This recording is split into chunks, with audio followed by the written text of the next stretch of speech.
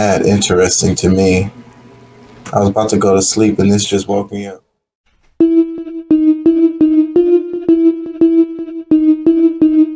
But however, I mean, that's just one of those things. I mean, I don't. I think that they have these small groups that has a little power still that they can use to put fear in people, and they utilize that to distract us, to keep us, worried Separated that. and fighting Well, against each other and scared and and that's the thing. gullible little meek, My motto miserable. is the more lines they draw, the more we need to step forward. Well, and that's what I believe. I mean, I know that there's a certain thing, like some these people, they need their fucking heads knocked off. I I think mean, so too, and we keep on fighting against each other, and that's what they want because it's like Republican, Democrat, right, left, black, white, woman, man, gay, straight. You know what I'm saying? w- Muslim, Christian. You know, uh, pro I mean, life, pro what choice. my thing is this, because until we can produce a system of justice, we're all just going through the same loop, and like never gonna really live the life that we could we could live, because I mean that we're gonna always have these people that's perpetrating some kind of BS that because it's a small majority that wants to control the majority, like, And and those that's people, as long as we allow them to continue. it's just gonna be the same. And if we don't push back against it, power never. What does it say? Power never succeeds. What is it? How does it go? You can't. It's never gonna stop. You gotta stop it. You know what I'm saying? Somebody got to make them stop. They're just gonna keep on doing it. Period. Yeah. And when you put one person at the top of the hill, as being above others, that's where, like, because I mean, I think that's one of the reasons why, like, having a president or a king, or like, some kind of monarchy, that it, there's always an issue there, because there's people that's always fighting to be at the top. If kind of level the field, and you actually have people that are willing to Yeah. serve, to make sure things get done for us And I think that the right people would be in charge too, and people would naturally just be the ones because the people are gonna choose them, and they're gonna be like, yeah, we like this guy. This is our guy. No, man, the problem we have, once again, is fucking arrogance of the American people and the people we elect. They don't understand, and the people no longer understand. They are not our leaders, they are our representatives. Yes. Yeah, but They should not be telling us what to do. They should be asking us what we what need. they what they want us what they want what do we want them to do? That is The but what the question government should be. should not be the number one employer in the freaking country. yeah, but look, Government should be the minimum it needs to be to maintain what needs to be maintained. well, just like that clip we played earlier, you know who they represent. You know who they do go asking, "What do y'all want? What can I do for you?" Who do they? Who do you think? Who do they talk to all the time? Who do they have Well, see, meetings with all the time? see, but Oh, that's where AOC, most. I hate big corporations. Her campaign gave $17,000 in Uber bills her last run.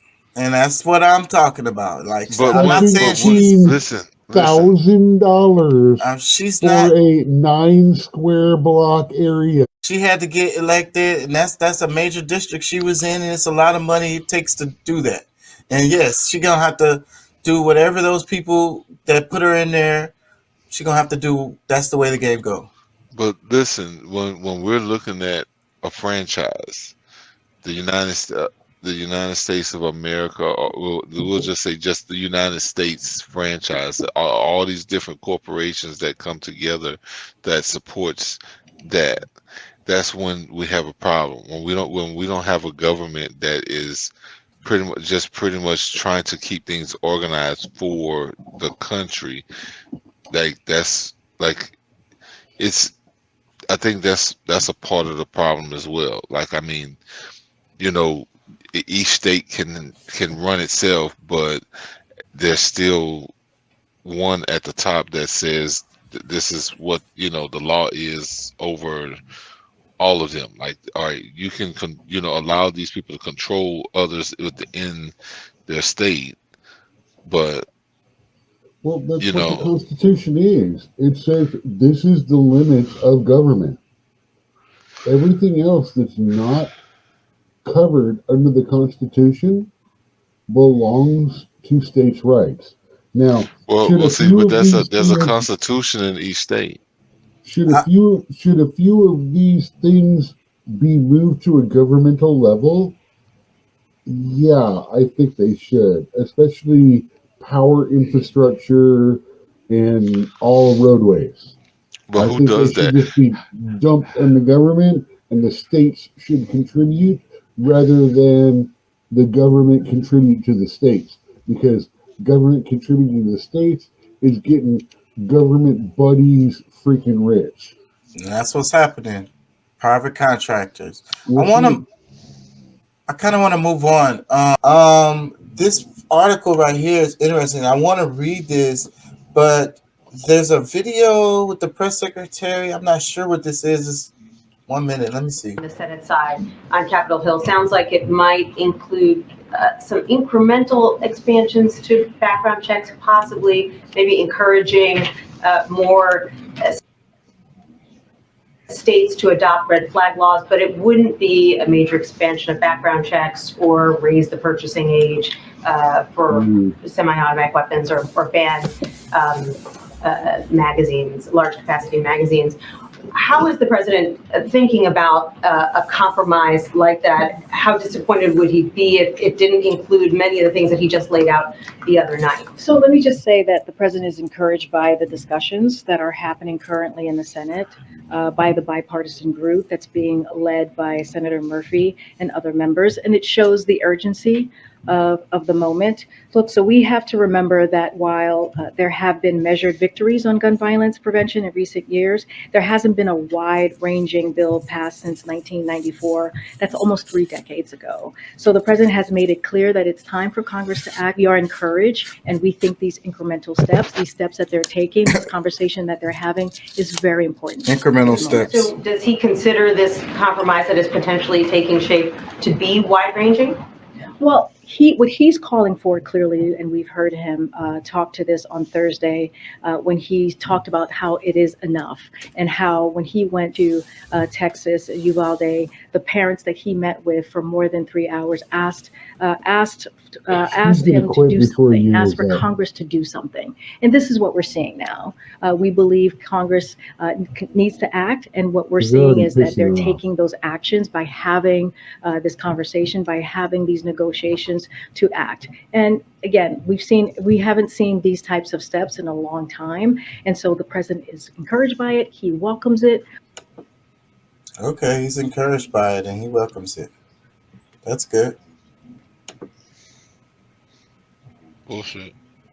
Well, at least it's better than we'll come back around. Yeah, we're going to come back around to that. Yeah, we'll just come back around to that. Yeah, she likes it. She likes it. You notice she's doing the circle thing. Yeah, and she said incremental steps. We really like these incremental steps. And they said she's very handsy. They said the bill's gonna die. It passed the House, but it's gonna die. It's gonna die in the Senate. It doesn't have enough votes, so they're just blowing. Yeah. But that's a part of the political process for them, that they can kind of, do this mumbo jumbo to keep us riled up, and they're doing all they can do, but like they already know the that Republicans aren't going to let it pass. Votes coming up. If you vote us in, we'll let it pass. No, see, listen. No, it's not even just because I mean, regardless of like the Democrats are not going to let it pass because neither one of them really want in any change to happen with the gun laws. It's just to utilize us in a time like this to try to maybe steal some rights from us, but they're not really trying to do anything different. Like they don't care about all of that, and what, like if they can control you more, they get the chance to rob you of more of your rights, things that you allow them to take, and because I don't know, like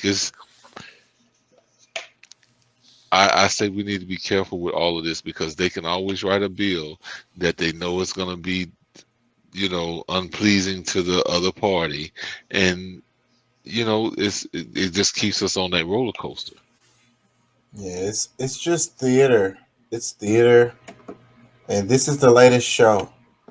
I want to read some more of this. I want to read this article because it sounds interesting. It says 2 professors found what creates a mass shooter. Will politicians pay attention? Mass shooters overwhelmingly fit a certain profile, says Gillian Peterson and James Dinsley, which means it's possible to ID and treat them before they commit violence. Now that actually sounds like something. Let me read more. It says, each time a high-profile mass shooting happens in America, a grieving and incredulous nation scrambles for answers. Who was this criminal and how could he usually have committed such a horrendous and inhumane act? A few details emerge about the individual's troubled life and then everyone moves on.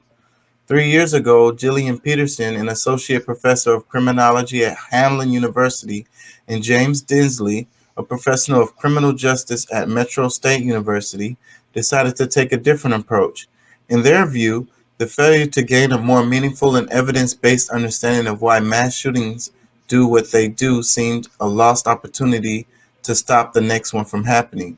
Funded by the National Institute of Justice, the research arm of the Department of Justice, their research constructed a database of every mass shooting since 1966, who shot and killed 4 or more people in a public place, and every shooting incident at schools, workplaces, and places of worship since 1999.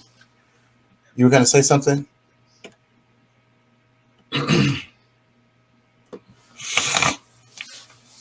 Okay, I'm going to read some more then. Peterson and Dinsley also compiled detailed life histories on 180 shooters, speaking to their spouses, parents, siblings, childhood friends, work colleagues, and teachers. As for the gunmen themselves, most don't survive their carnage, but 5 who did talked to Peterson and Dinsley from prison, where they were serving life sentences. The researchers also found several people who planned the mass shooting but changed their mind. Their findings, also published in the 2021 book The Violence Project: How to Stop a Mass Shooting Epidemic, reveal striking commonalities between perpetrators of mass shootings and suggest a data-backed, mental health-based approach could identify and address the next mass shooter before he pulls the trigger. If only politicians are willing to actually engage in finding and funding targeted solutions. Politico talked to Peterson and Dinsley from their office in St. Paul, Minnesota, about how our national understanding about mass shootings has to evolve, why using terms like monster is counterproductive, and why political talking points about mental health need to be followed up with concrete action. So that's interesting because it seems like, with the stuff and this lady was talking, they showed the video. They're not talking about any kind of preventative measures at all. They're just talking about other stuff. Let me see. Political, since both spend much more. What does it say? Political. Since you both spend much of your time studying mass shootings, I wonder if you had the same stunned and horrified reaction as the rest of us to the Uvalde Elementary School shooting, or were you somehow expecting this? Gillian Peterson. On some level, we are waiting because mass shootings are socially contagious, and when one really big one happens and gets a lot of media attention, we tend to see others follow. But this one was particularly gutting. I have 3 elementary school kids, one of which is in 4th grade. So this is an interview with them. I don't know if I really want to read this. Let me read some more. James Dinsley. I'm also a parent of two boys, a 5-year-old and a 12-year-old. My 12-year-old knows what I do for a living, and he's looking to me for reassurance, and I didn't have the words for him. How do I say this happened at a school, but now it's okay for you to go to school and live your life? It's heartbreaking. Political. Are you saying there's a link between the Buffalo and Uvalde shooting? Peterson. We don't know for sure at this point, but our research would say that it's likely. You had an 18-year-old commit a horrific mass shooting.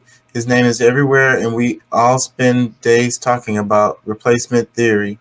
That shooter was able to get our attention. So if you have another 18-year-old who is on the edge and watching everything, that could be enough to embolden him to follow. We have seen this happen before.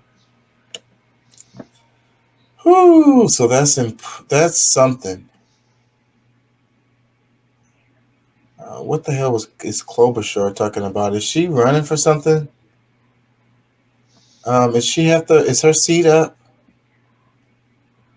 I haven't been following it that heavy. I thought they were gonna explain their research and what the hell, man, and what they could be really doing. What are the policies that can be really implemented to help prevent it? Shouldn't that what the conversation, regardless of where you sit on this, shouldn't that be where the conversation is?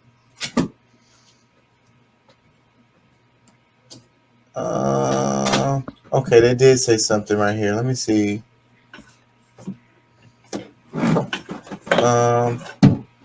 It says, you've written about how mass shootings are always acts of violent suicide. Do people realize this is what's happening in mass shootings? Peterson. I don't think most people realize that these are suicides in addition to homicides. Mass shooters design this to be their final acts. When you realize this, it completely flips the idea that someone with a gun on the scene is going to deter this. If anything, that's an incentive for those individuals. They're going in to be killed. It's hard to focus on the suicide because these are horrific homicides, but it's a critical piece because we know so much from the suicide prevention world that can translate here. I was saying that in the show about the other guy in the mass shooting. I was saying that I think that he wanted to die. And that's what I think be happening a lot. And that's what they're saying in this.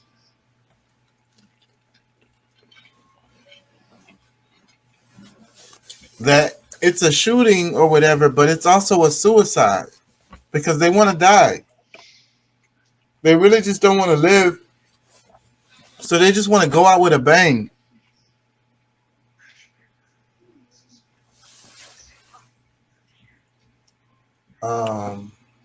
Am I losing y'all? Political. I've heard many references over the last few weeks to monsters and pure evil. You've said this kind of language actually makes things worse. Why? Dinsley. If we explain this problem as pure evil or other labels like terrorist attack or hate crime, we feel better because it makes it seem like we found the motive and solved the puzzle. But we haven't solved anything. We've just explained the problem away. What this really problematic terminology does is prevent us from recognizing that mass shooters are us. This is hard for people to relate to because these individuals have done horrific, monstrous things. But 3 days earlier, that school shooter was somebody's son, grandson, neighbor, colleague, or classmate. We have to recognize them as the troubled human being earlier if we want to intervene before they become the monster. I like that when he said it's hard for us.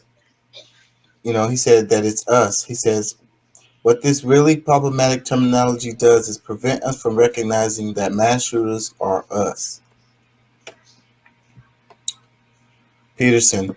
Buffalo shooter told his teacher that he was going to commit a murder-suicide after he graduated.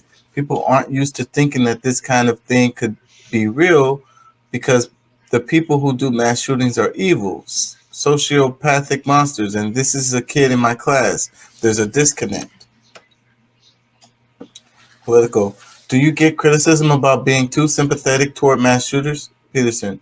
We're not trying to create excuses or say they shouldn't be held responsible. This is really about what is the pathway to violence for these people? Where does this come from? Only then can we start building data driven solutions that work. If we're unwilling to understand the pathway, we're never going to solve this. Okay, solutions. That's what I was looking for. Political. So, what are the solutions? Densely, there are things we can do right now as individuals, like safe storage of firearms or something as simple as checking in with your kid. Excuse me. Peterson. Then we really need resources in institutions like schools. We need to build teams to investigate when kids are in crisis and then link those kids to mental health services. The problem is that in a lot of places, those services are not there. There's no community mental health and no school-based mental health. Schools are the ideal setting because it doesn't require a parent to take you there. A lot of perpetrators are from families where the parents are not particularly proactive about mental health appointments. Yay! So I like that. Comments, comments, comments. What do y'all think about mental health being more involved in the freaking schools?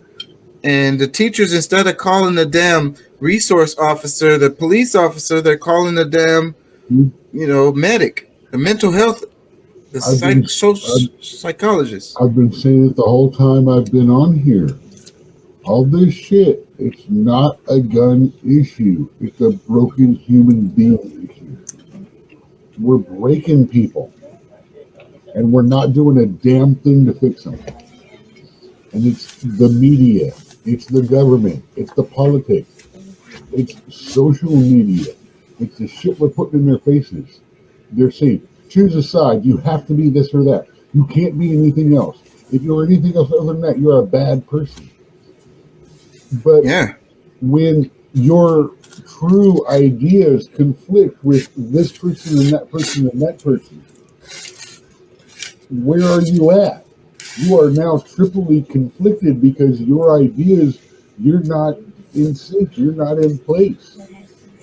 So you either start going on this crazy spiral, or you go toward one side, length, or the other, and down that rabbit hole. So you either go nuts, or you fall for the cult of the left or the cult of the right. And I agree with everything you said right there with that speech. And I hope that everybody hears you.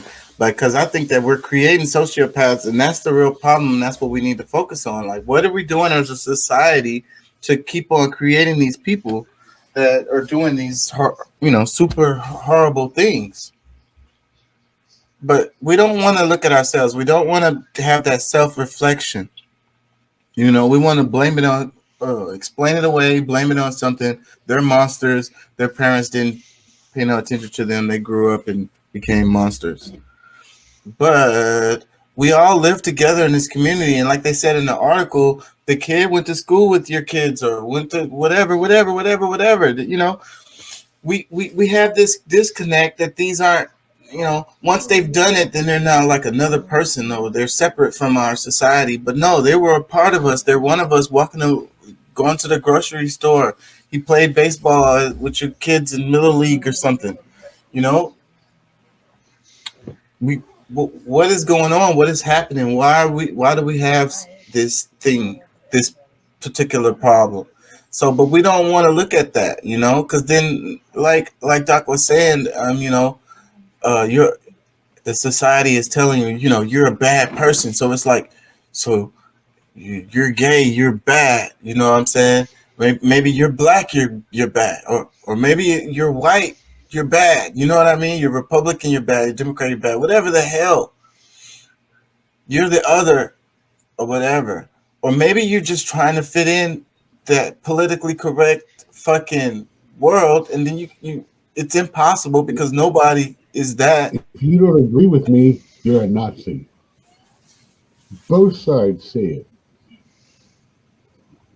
The cancel culture. If you don't agree with me, you are the bad guy with a mustache from World War II. And you get and like I said, the flip side is the person that's trying to fit in and do it all the way right, and then not offend nobody, and like, you know what I'm saying? It's totally walking on eggshells in the world, and that's stressful and impossible too. So it's a lose-lose on both sides. That's why I don't care what nobody thinks. Dude, I'm an old white guy with hazel eyes, which change from blue to green, and I'm bald most of the time. There's nothing I can say to most people anymore that's right. Yeah, I ain't gonna lie. I can see that. So this is the society that we live in. Let me see. Did they talk about solutions anymore?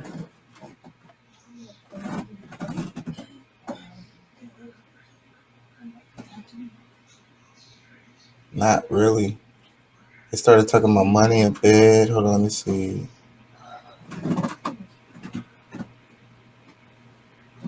I'm gonna move on because I think I'm losing y'all anyways. So, but the part about the suicide, I think we should focus on that because he said that the gun on the scene is not gonna help at all. So the guy wants you to kill him anyways. So that's where guns aren't the answer. Putting the guns in the schools, shooting the guy down. Okay, whatever. He already did what he wanted to do. He's finished. And like I say, our system is so reactionary anyways. We have a punitive system. We don't have a preventative system. Revenge culture. Make them pay. Cancel them. Put them in jail. Exactly. Anything other than allow them to have any kind of ability to function in society or anything like that. And yeah, this guy, no way. But most of the law enforcement and stuff like that is based on removing people from the community. Jailing them, incarcerating them. Like you said, punitive. Making them pay for what they did.